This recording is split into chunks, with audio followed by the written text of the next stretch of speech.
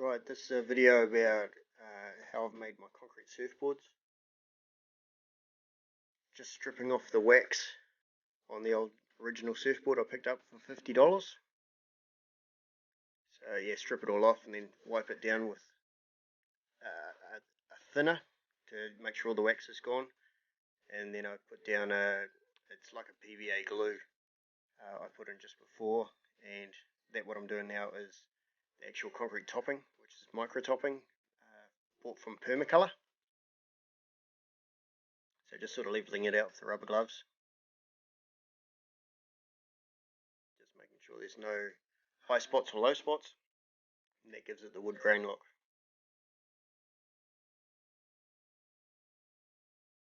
Some close-ups there. Right, once it's dry the next day, flip it over. Just put some tape over the holes for the fins. So same thing. Wipe it all down, make sure the grain goes from the top to the bottom. So always wiping up and down, not side to side.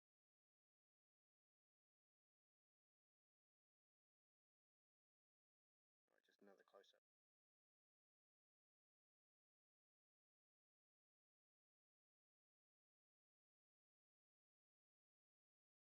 Right, yeah, sanding it down, getting all the high spots off, getting it pretty smooth, and it just keeps the wood grain look, but smooths it right out.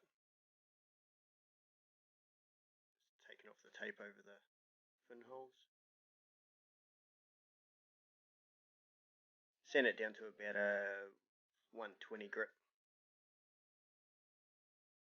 Right, that's obviously just marking it out and scribing it. Battens, which I've done about 25mm or 1 inch wide each one of them.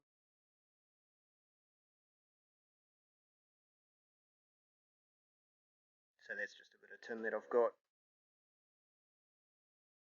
So yeah, it's just as wide as what the boards are. And then individually acid staining each one. And I made up about 6 different acid stain colours. So they're all variations of caramel and ebony. I had about 3 different colours, but they're all different strengths. So a straight one is very, very dark, and you can put it right down to about 20 to 1 to make the lighter colours. So yeah, this was the time consuming part. Yeah, every board had to be different to give it that wooden look. So just allowed it to dry and then wash it all off. That's what's left. Right, the other side, because I made the boards not the full length, I wanted them to line up top and bottom. So if anyone looks at it, it'll look like it's real timber.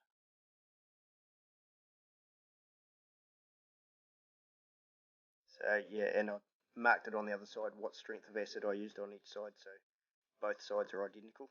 When you look at the front or look at the back, it's going to be the same colour on that same board.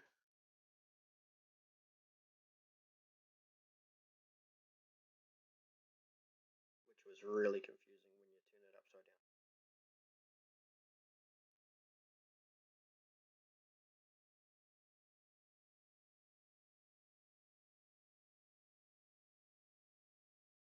So yeah, once I got it all on, I just gave it a quick brush over with the lightest one just to even it all out and get all the bits that I missed. And yeah, squeegee off the main bulk of it and wipe off all the runs. When I done the top, I didn't quite get all the runs and they run onto the bottom. It looked bad. That's the worst part. So it's just, yes, photos of the bottom.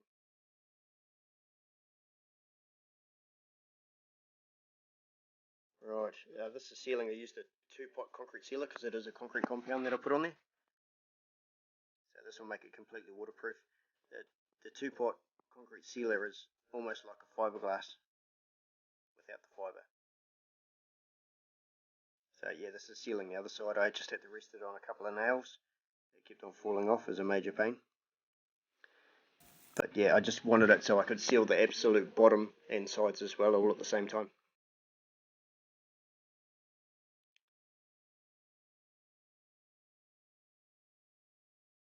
Right, that's done, and yeah, this is the finished boards. Photos were taken on the iPhone facing up, so I'm not sure why it's gone all sideways like this, because you can't see the whole board. But yeah, this photo coming up next is, yeah, that shows it a little bit better. And those are some of the other boards that I've done since. So I've got 4 finished so far, and you can find us, that's our Concrete Surfboard Facebook page.